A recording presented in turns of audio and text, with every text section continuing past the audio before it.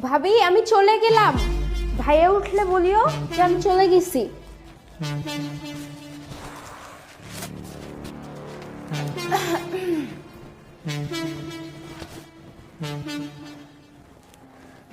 ওহ ভাবি, আমি চলে গেলাম। ভাইয়া ঘুমাচ্ছে তো, তাই ভাইয়াকে ডিস্টার্ব না করি। ভাইয়া উঠলে বলবা যে আমি চলে গেছি। কি বলিস তুই? চলে যাবি মানে? তোর ভাইয়া যদি শোনে যে তুই তোর ভাইয়াকে না বললে চলে গেছিস, তাহলে তো কষ্ট পাবে। দাঁড়া, তোর ভাইয়া উঠুক তারপর যাস। ভাবি, ভাইয়া উঠতে উঠতে অনেক লেট হয়ে যাবে, আর ততক্ষণ যদি আমি বসে থাকি আমার লস হয়ে যাবে। আর তুমি তো জানোই আগামীকাল আমার পরীক্ষা আছে, আমাকে বাসায় গিয়ে আবার পড়াশোনা করতে হবে। তাই বলি কি আমি চলে যাই, ভাইয়া উঠলে তুমি বলে দিও যে আমি চলে গেছি। আরে দাঁড়া, কোথায় যাচ্ছিস? আমি কিছু বুঝলাম না, এত তাড়াহুড়া কিসের?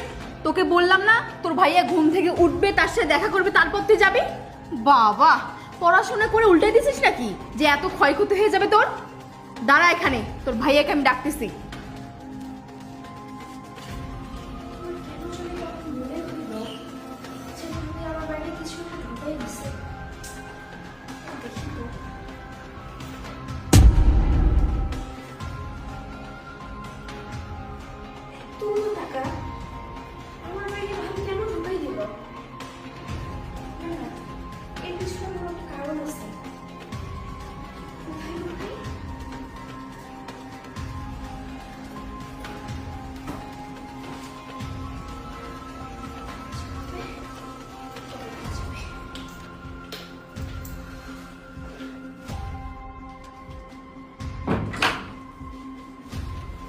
সাজ্জাদ, এই সাজ্জাদ, আরে ওঠো না, বাসায় একটা কাণ্ড ঘটে গেছে।